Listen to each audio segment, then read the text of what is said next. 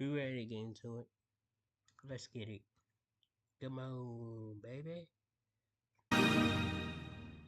In this video, we're talking the new patch 1.13 update for WWE 2K25.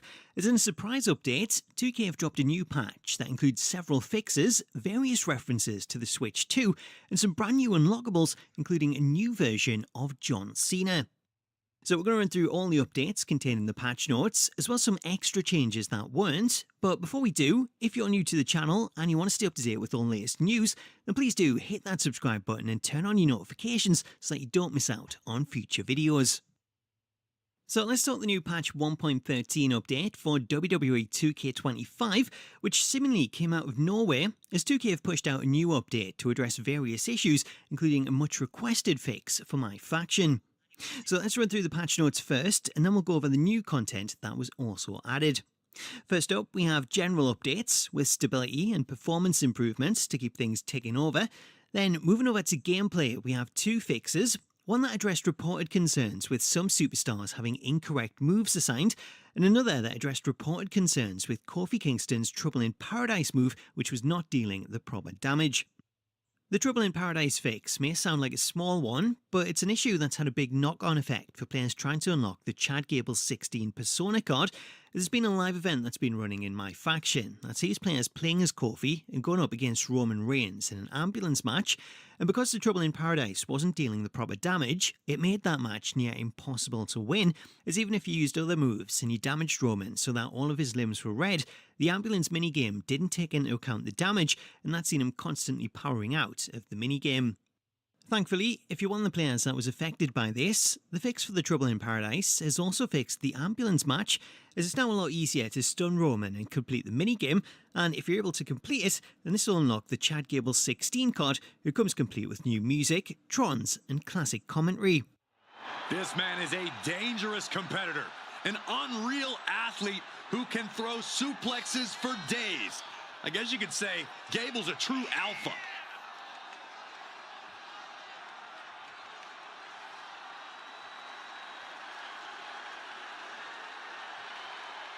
Tons of confidence, but he backs it up. He's already won the NXT Tag Team titles.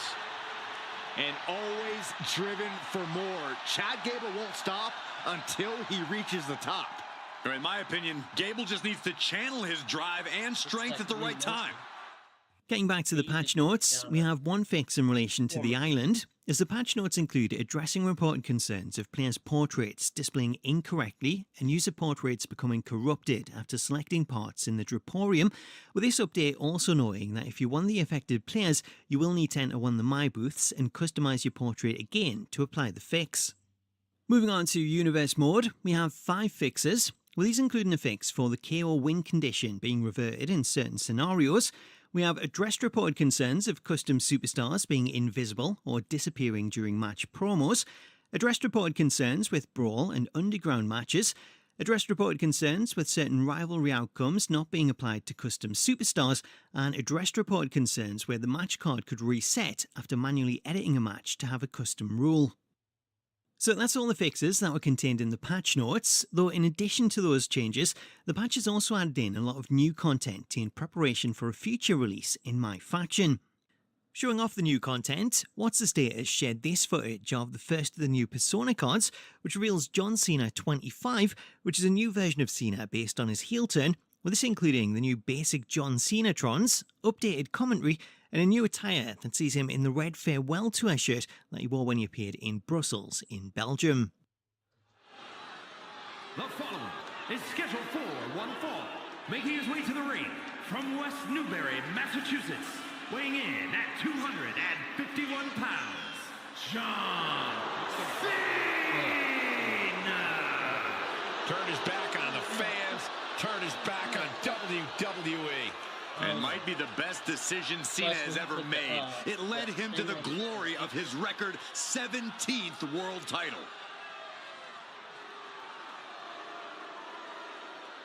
In regards to Cena's entrance motion, if it looks somewhat familiar, that's because it uses Jackson Riker's old motion, Forgotten Son, though the update sees this renamed to John Cena 25, so if you previously used this, unfortunately it's now locked to my faction. Alongside Cena, the patch has also added 4 additional unlockables, as What's the Status has confirmed that these are Bray Wyatt 20, which is taken from the Firefly Funhouse match and sees Bray in a black and red NWO shirt, The Miz A-Lister, which is a new version of The Miz wearing a blue suit, CM Punk 11, which is a classic version of Punk wearing a Stone Cold shirt, with this attire based on his appearance during his infamous pipe bomb promo.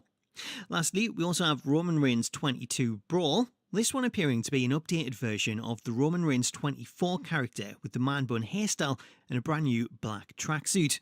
So far, none of the new unlockables have any release dates, but it's expected that we could see them made available as early as next week, though it is worth pointing out that the current versions are placeholders and they may look different in the final release. Staying with unlockables, you may remember that one of the previous patches removed the unlockable version of the Rock 24 that was available as a Persona card in my faction, as at the time, the Rock's model didn't work when loading into a match, though the patch has now fixed that problem and re-added the character, so if you previously unlocked it, then it should now work.